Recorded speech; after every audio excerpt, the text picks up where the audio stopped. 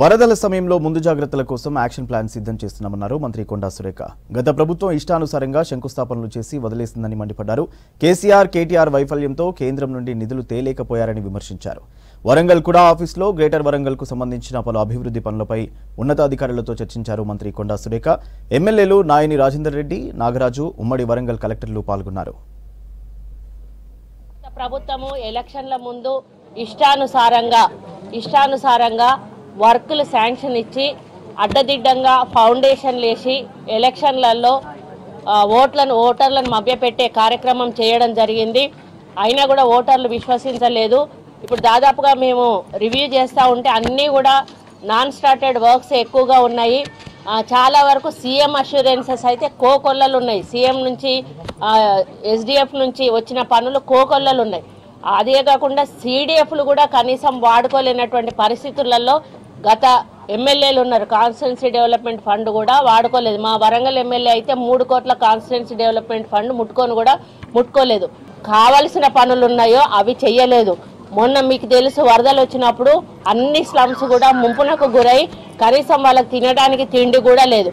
దాని మీద కనీసం కార్పొరేషన్ నుండి కానీ మున్సిపల్ శాఖ మంత్రులు కేటీఆర్ గారు కానీ ఒక్క సమీక్షా సమావేశం కూడా నిర్వహించలేదు. ఈ ముంపు ప్రాంతాలను ఏ విధంగా పరిరక్షిస్తామనేటువంటి ఒక ఆలోచన కూడా చెయ్యలేదు. మరి త్వరలోనే అన్నిటినీ కూడా మా ఎమ్మెల్యేల తరఫున వాళ్ళు ఏవైతే తీసేస్తున్నారో తీసేసిన వర్క్స్ ఆల్టర్నేటివ్ వర్క్స్ ప్రజలకు అవసరం ఉన్నాయి పెట్టి మళ్ళీ కమిషనర్కు, కలెక్టర్కు మేము రిప్రజెంటేషన్స్ ఇవ్వడమే కాకుండా ఒక సర్క్యూట్ లాగా దీన్ని ఏర్పాటు చేసి బస్సు సర్వీసులను కూడా వేలో వేసి అన్ని చోట్లకు కూడా టూరిజంకు చెందే విధంగా మేము డెవలప్మెంట్ చేయాలనేటువంటి నిర్ణయాన్ని కూడా తీసుకోబోతా ఉన్నాం. అమ్మ తల్లి, నేను ఒక్కటే అడుగుతా ఉన్నా, భద్రాద్రి శ్రీరాముడికి పట్టు వస్త్రాలు పట్టుకొని పోయిండు మీ అన్న కొడుకు.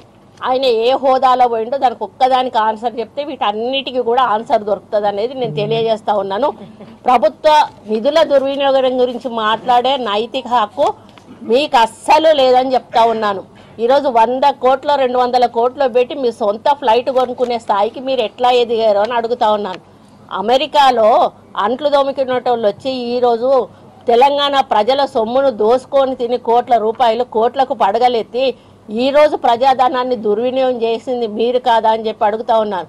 ఈరోజు లిక్కర్ స్కామ్లో ఇరుక్కొని లిక్కర్ రాణిగా పేరొంది ఈరోజు బీజేపీ కాళ్ళ మీద పడి మిమ్మల్ని అరెస్ట్ చేయకుండా ఈరోజు మీరు ఇది ఇంటర్నల్గా అండర్స్టాండింగ్తో పోయి ఈరోజు బయట పడ్డది మీరు కాదా అని చెప్పి అడుగుతా ఉన్నాను.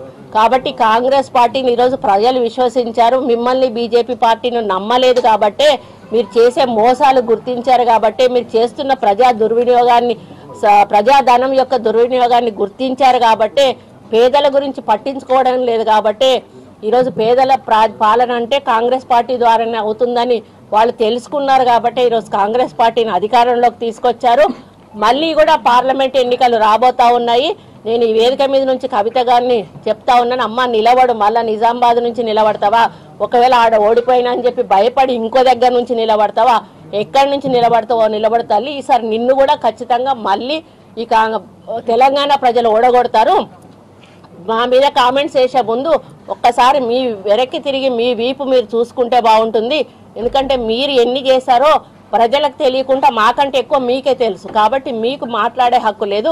దయచేసి దయ్యాలు వేదాలు వల్లించినట్టుగా ఉంది మీరు మాట్లాడితే. ఇక నుంచి కాంగ్రెస్ పార్టీ ఏదన్నా చేస్తే అప్రిసియేషన్ చేయండి, అడ్వైజులు ఇవ్వండి. అంతే చెప్తే కాంగ్రెస్ పార్టీ ప్రజల కోసం చేస్తున్న పనిని ఈరోజు అక్కడ అమరవీరుల స్తూపంకు ఎక్కడైతే ఉందో వాటికి నివాళులు అర్పించి అమరులైన కుటుంబాల వాళ్ళకు ఈరోజు పట్టాలు ఇచ్చి ఇండ్లకు 5 లక్షలు శాంక్షన్ చేసి అవి ఇవ్వడానికి వెళ్ళారు రేవంత్ రెడ్డి గారు. మీరెప్పుడు కూడా ప్రైవేట్ ప్రోగ్రామ్స్కి వాడలేదు అని మీరు కాన్ఫిడెన్స్గా చెప్పగలుగుతారు. ప్రైవేట్ ప్రోగ్రామ్ కానే కాదు, అఫీషియల్ ప్రోగ్రామ్కి వెళ్ళడం జరిగింది.